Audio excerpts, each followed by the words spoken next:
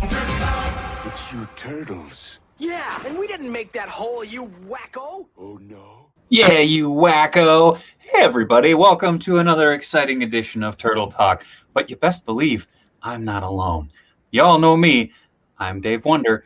With me, as always, is my wonderful Turtle Talk co-host, Dan. And Dan, hey. you have a mini one with you tonight. I got my little mini turtle fan with me. You got it. We got stuck last minute. Mom is out tending to her garden. She told me she was going to be back on time. She is not back on time. So joining us for a little bit in the beginning is my little boy, 6-year-old Connor. What's up, Connor? Hey, dude. Big turtle fan. You can tell he's wearing his pizza t-shirt. He is ready to talk turtles. Oh, yeah. But, Dan, we have a very special guest tonight. Very a dear exciting. friend of mine and a shellhead like no other, Mr. Geeky. What's up, dude?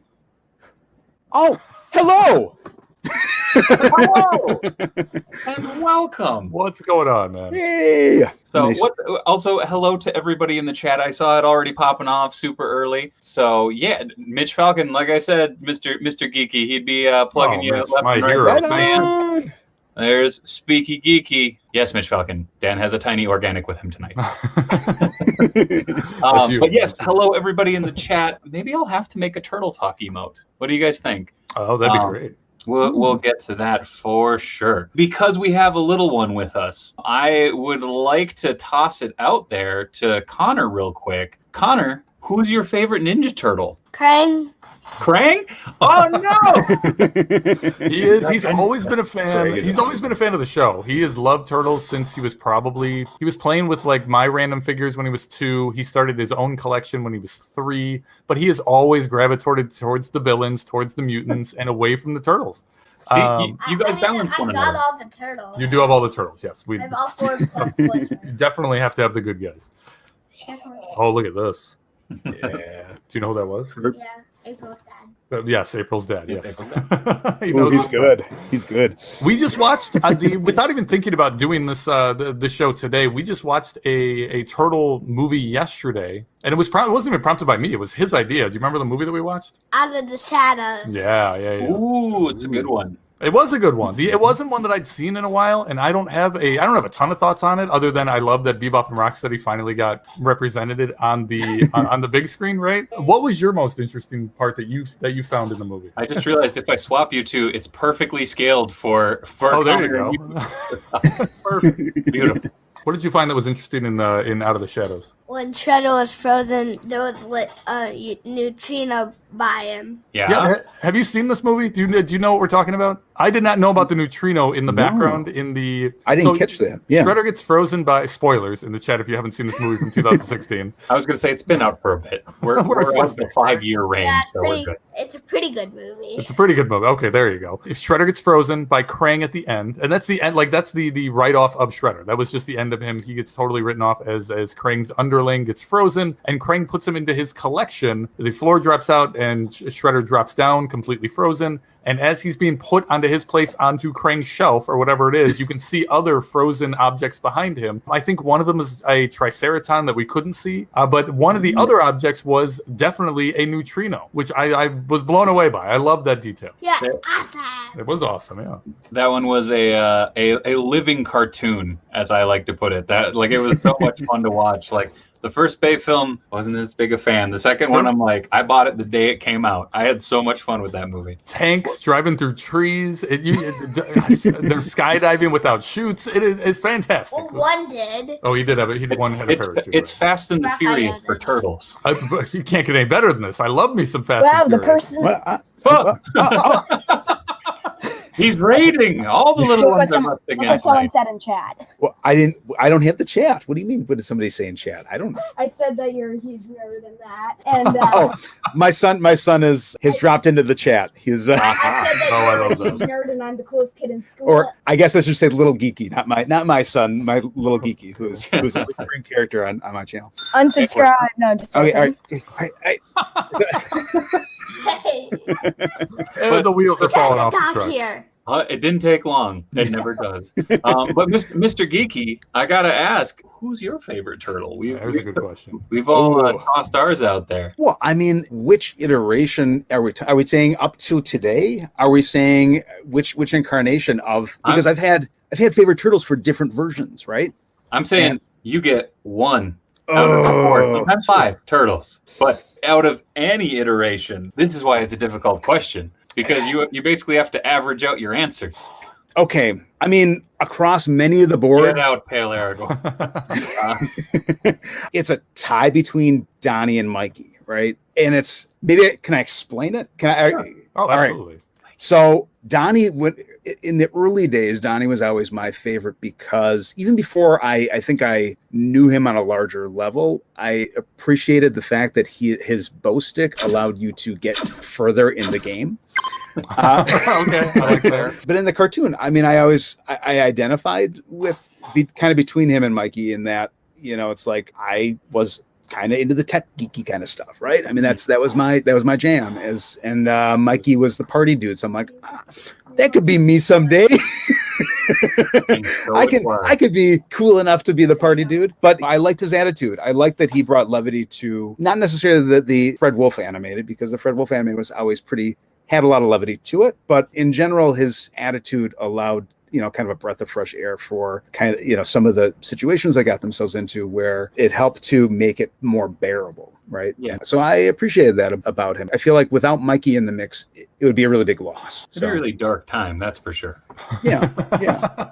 But I also really like in the IDW series. I also really like Jennika too. She's a really kind of nuanced and fun character that I'm excited to see how that kind of gets fleshed out and explored more. As a couple of folks in the chat were talking about Venus and joking around. So the execution for Venus, in my opinion, was not great. And Stan in the chat actually pointed out Venus was ahead of her time, and I agree with that. I agree with that. Yeah, I agree with that. Because you read the IDW book and you read Jennika, and she's fantastic, and it's like, hey, look, you gotta give her time. You gotta give the character time. Mm-hmm. So well, but here's the thing with I guess when Next Mutation was out, Laird wasn't happy with Venus, right? Even though it had a huge fan base afterwards. The character had a huge fan base afterwards, and it kind of changed.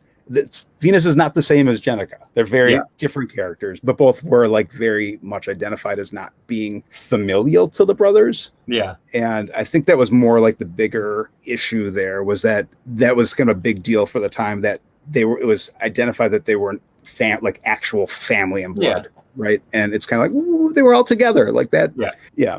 Technically, Splinter's not their father, but also I would just like to throw this out there. I've actually heard this a few times, especially when I was working at the comic shop. My mom used TMNT to stop me from going Batman crazy. TMNT was a little light, but that's the cool thing about it is if you think about the source material and then you look at the Fred Wolf cartoon, you go, there's a disconnect here. But at the same time, look at the crazy amount of people that got into Turtles because of that cartoon. Connor, have you watched the old cartoon? Yeah. Yeah. So that's what we were talking about, because when you were a really little kiddo, were you into that one a little bit more than you would have been into some of the scarier ones? I don't know. I think we watched a lot of I definitely purchased when I didn't have it before him. Like when he came along, I definitely rekindled my love for Turtles and wanted to instill that in him as best as I could, at least give him a shot to enjoy that turtle love. So I went on, I think Walmart at the time had their just complete set of the entire series from episode 1 all the way until the end. And we would just work our way through those discs one at a time and just slowly work through them. And he would love it. He would sit there. I mean, he would sing the song by himself when he was 3 years old, just sitting there on the floor watching the show, singing along with the show. Eventually, later, he started getting a little less interested in the older show and started gravitating towards that newer Nickelodeon show. The 2012. But I think a lot of that had to do with that. Those were the figures that were in stores, and those were more he was more of a toy guy than the toy show, than the show guy, right? I mean, I think you are right there. Did we, out of the 3 of us, right, and Connor too, did you get into the toys first before, or did you start with comics or another avenue before you got into I was toys first. I never got into the comics. I was a little from column A, a little from column B because it's a little fuzzy. I remember getting the Archie comic, and I remember watching the cartoon show, and I want to say it was that before I ever got a figure. He's asking, is the show one of the choices? One of the choices for what? What did you like first? Oh, which did you get into first? Okay, what did you like first? Did you like the toys first or the show first? Show. Do you remember why? No. Okay, well, how about, here's a question for you. It's just because I watched it. At first, oh yes, that makes sense. Well, I will say my son, he's 4. He loved the Fred Wolf series, and the 2012 series was too scary for him at first. Ah. And legit, we made it through that by the time he was 3, like the Fred Wolf one.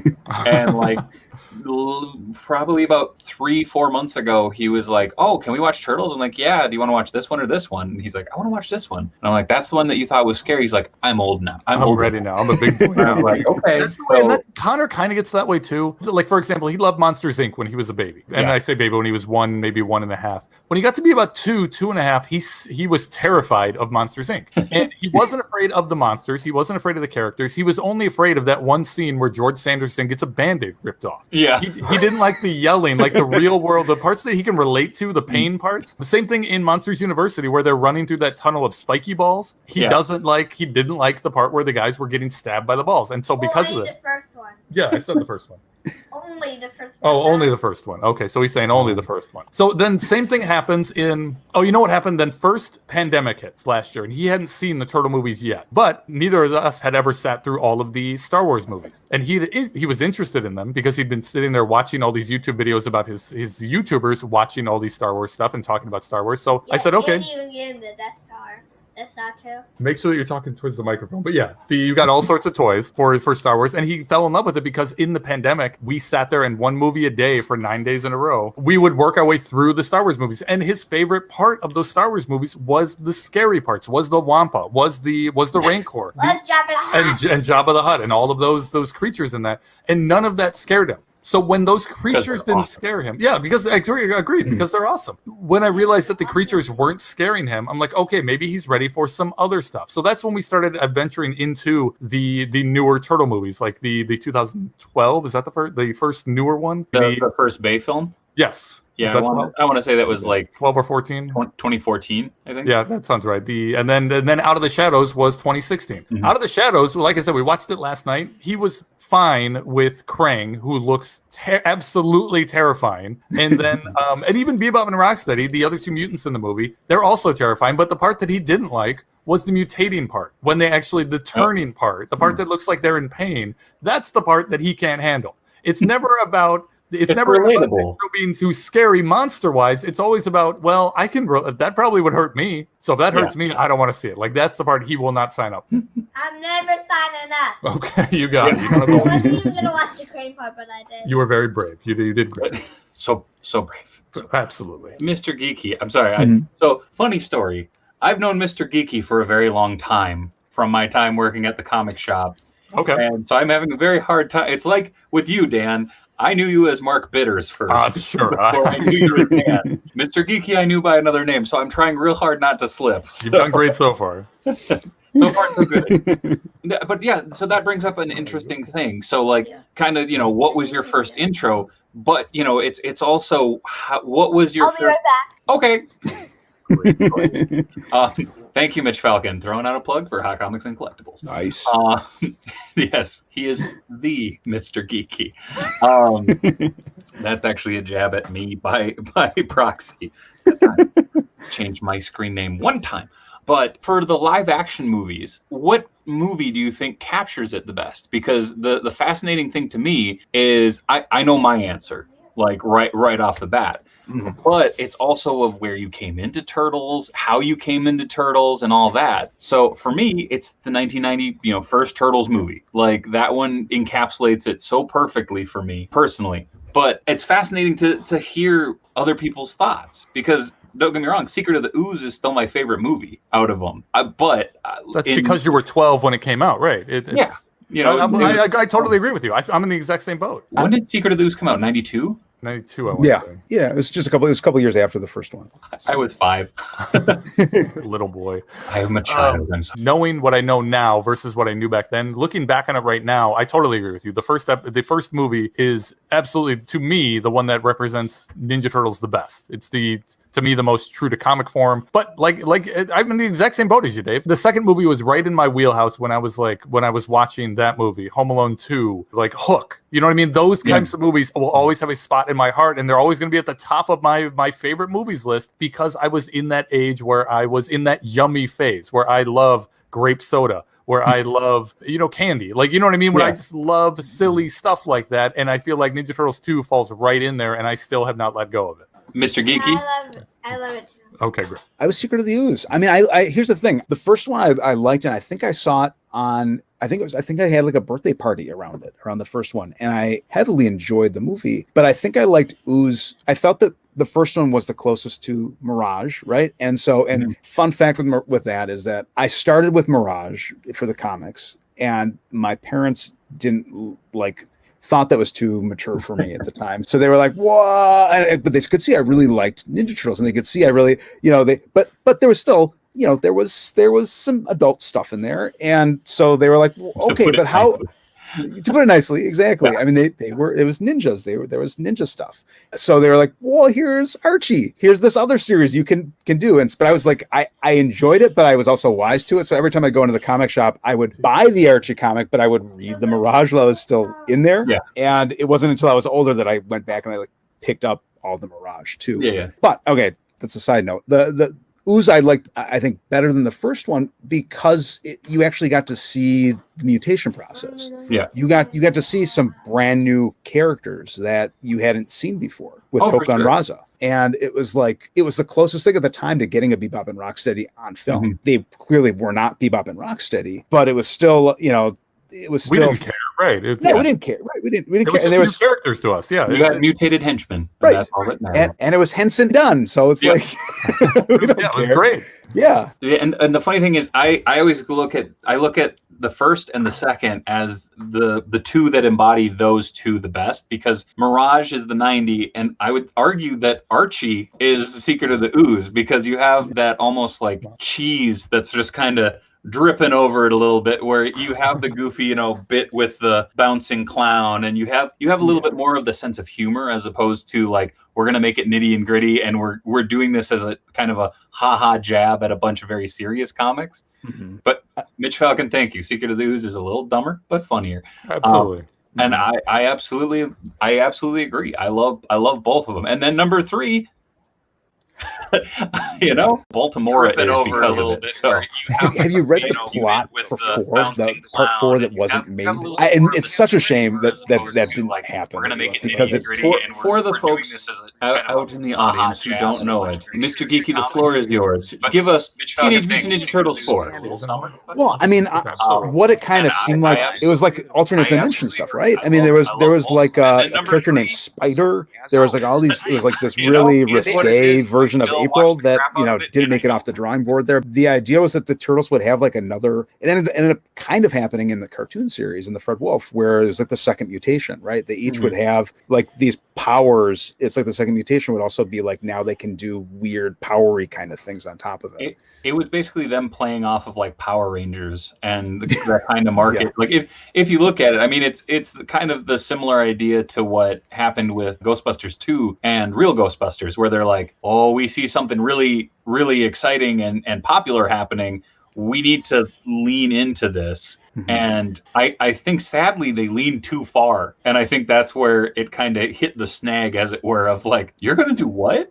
I don't know. I love that Slimer cartoon. The Slimer solo cartoon was fantastic. Oh, yeah. I have nothing against it. I'm just saying, so Ghostbusters 2, the reason that Ernie Hudson had to shave the stash and go the flat top, the reason the slime was pink, the reason that they pushed certain aspects of it was because they were playing off of something else. And I feel like Turtles was going to kind of be being cherry picking of oh, we could use this and this and this to make something that would basically be the Uber Turtle. Yeah, I would also agree with the idea of that Ooze was more Archie based, but I would say they also recognized the Fred Wolf animated series demographic they had there too, and they were kind of playing. They're playing more into that because the first one was they were still getting their sea legs, as it were, or their mutant legs, as it were, and. Turtles as a whole was getting their legs because they noticed the popularity and then they're like, well, we have to use the source material. But the problem was in the development of that, you already had the cartoon that had been developed and they were going,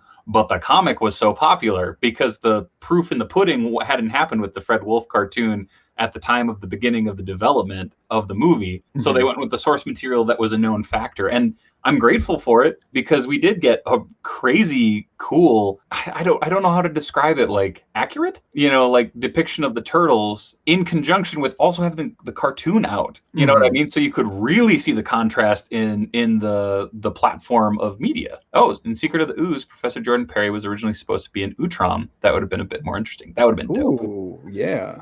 Just blah, blah, blah. Well, because I had read one thing that said he was supposed to be the Fugitoid. Oh, which would have been cool, but again, so 92, thinking of the special effects that would have been utilized at that time, unfortunately, I feel like would have almost dated the film because but at the same time, Henson could have done it. I know. Well, I'm thinking like it could have been more Yoda-y, right? Yeah. It's kind of like the change between early Star Wars movies and the later ones where it went from like Muppet to CGI, right? And it's like there's some charm to the idea of a Krang-esque creature that was like actually rubber and foam and felt like it had more personality than something. Yeah, jumping around the room. Really interesting to see what they would have done. Feel free to join the discussion in the comments below. And if you haven't already, make sure to sub up, give the video a like, and share with anyone you know who would appreciate these types of videos. Also, make sure to check out the description for some other links that lead to some expanded similar content we think you'll also probably enjoy. We realize you could have gone anywhere and you chose to nerd out with us, and we appreciate that. So, as always, I am Mr. Geeky, and until next we speaky, keep it geeky, folks.